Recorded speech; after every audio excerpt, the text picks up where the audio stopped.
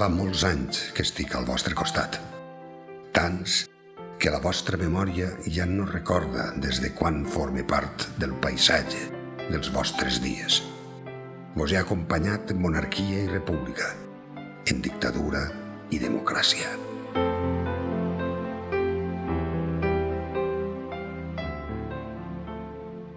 La meva història va més enllà de l'últim segle.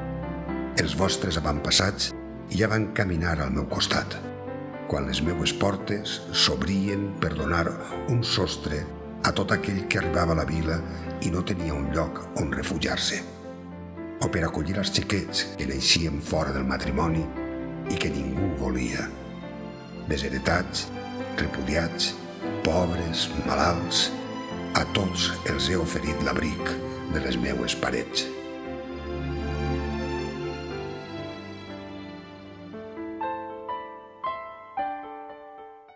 He canviat el meu aspecte, sí, és de veres. He crescut, m'he fet gran, però mai he perdut l'esperit original. La meva essència continua fidel als orígens.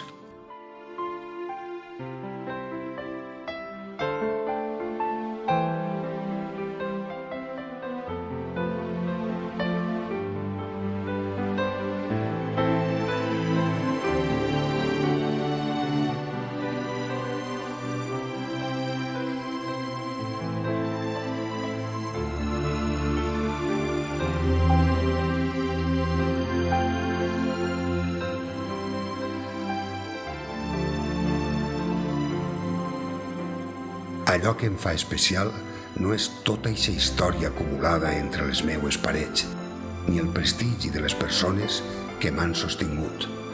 Res de tot això. Allò que em fa diferent és la quantitat d'històries que tinc per compartir.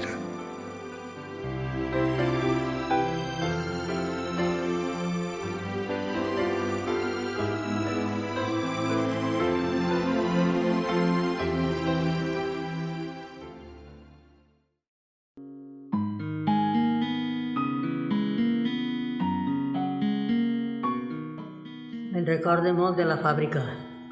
Jo vivia en el Canyarís. Ha treballat com un burro, perquè no ha tingut diumenges ni dissabtes ni res, només a treballar. Però per mi era un hobby.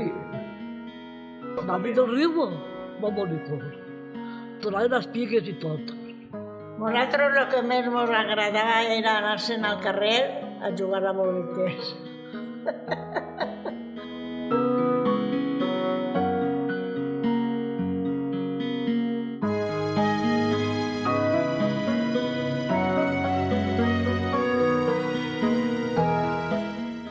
Tantes vides per contar, tants secrets ben guardats i que no es poden perdre.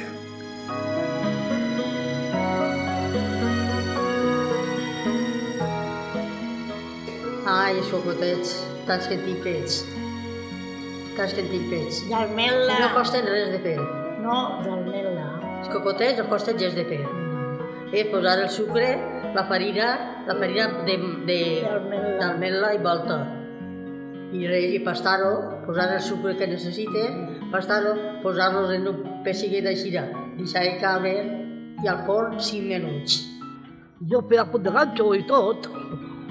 Una una a quadrets. Punt plat, punt revés.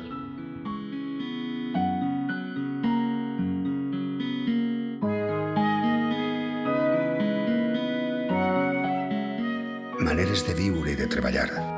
Experiències que expliquen la ciutat que hem sigut i que som.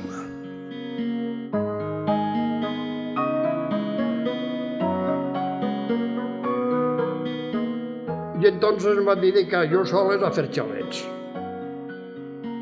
Vaig fer 12 o 13 xalets.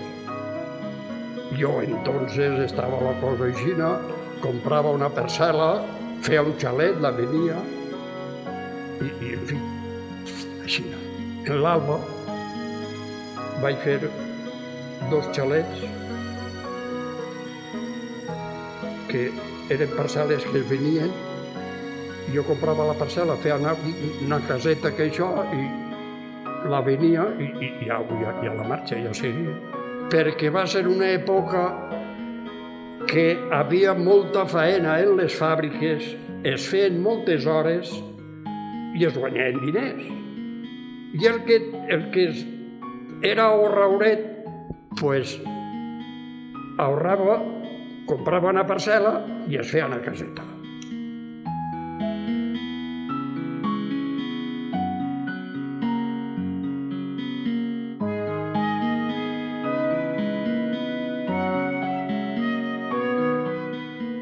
Col·leccione moltes imatges, molts episodis que viuen en els records i en la memòria de la meua gent.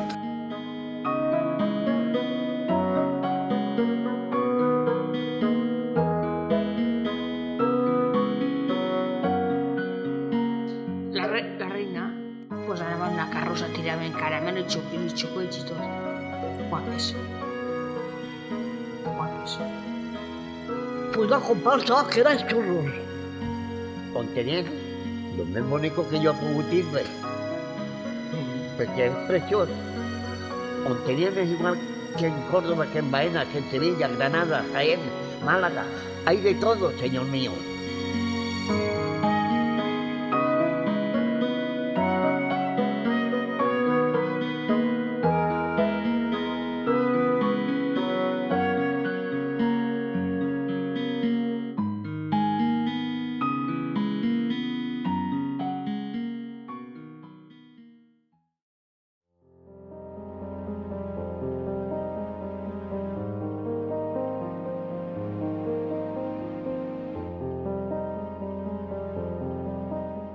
Prompte faré els 100 anys, és cert, però heu de saber que encara tinc força per continuar endavant, per obrir les meues portes i acollir, i escoltar, i estimar.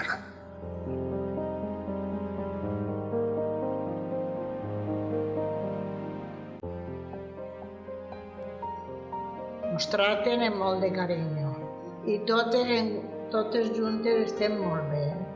Com a casa, sí. Pues que està molt bé. Que estoy muy contenta de estar así. Pero así, familiar. Comida, ducha, dormir. Quererme y quererla. ¿Qué es lo más bonito que puede tener una persona?